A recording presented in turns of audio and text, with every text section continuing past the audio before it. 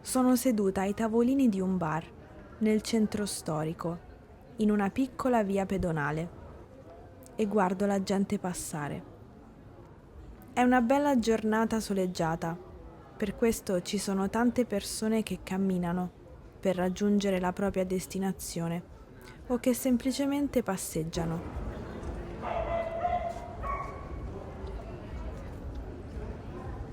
Mentre sorseggio il mio caffè, ho pensato di scriverti.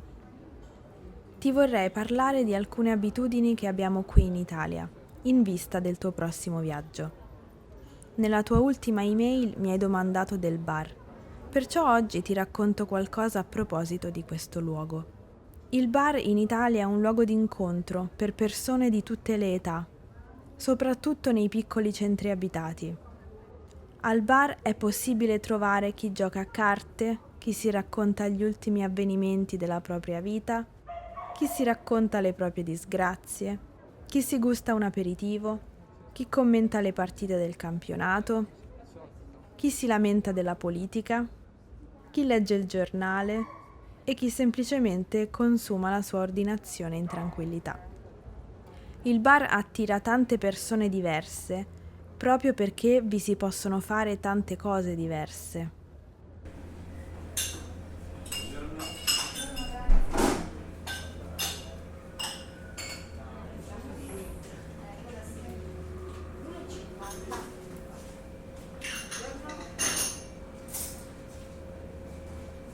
Si fa colazione la mattina, oppure si beve un caffè a qualunque ora del giorno.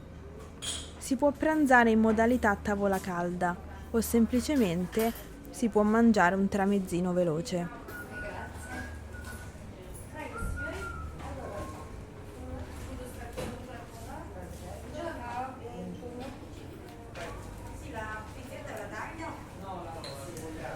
Si va al bar per fare merenda oppure per comprare le patatine, un pacchetto di gomme da masticare o di caramelle. Sia prima di pranzo che nel tardo pomeriggio è possibile fermarsi a fare un aperitivo, analcolico o alcolico che sia.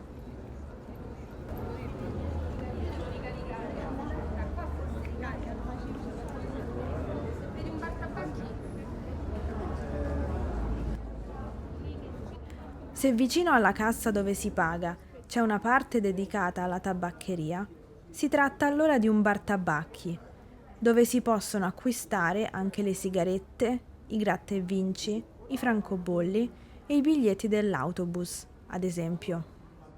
Perciò alla lista di chi si può trovare al bar si aggiunge chi tenta la fortuna con una schedina o con un gratta e vinci e chi ha bisogno di fare una ricarica per il cellulare. In ogni caso si capisce se un bar è anche un tabacchi da una particolare insegna che si trova all'esterno.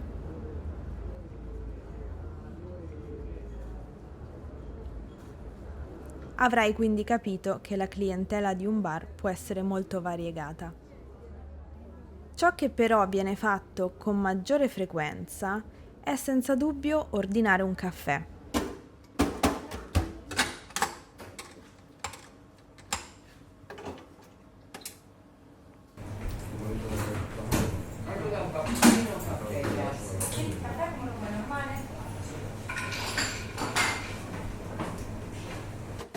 Un caffè in tazzina o al vetro, un macchiato caldo o un macchiato freddo, un cappuccino scuro o un cappuccino chiaro, un caffè doppio o uno schiumato.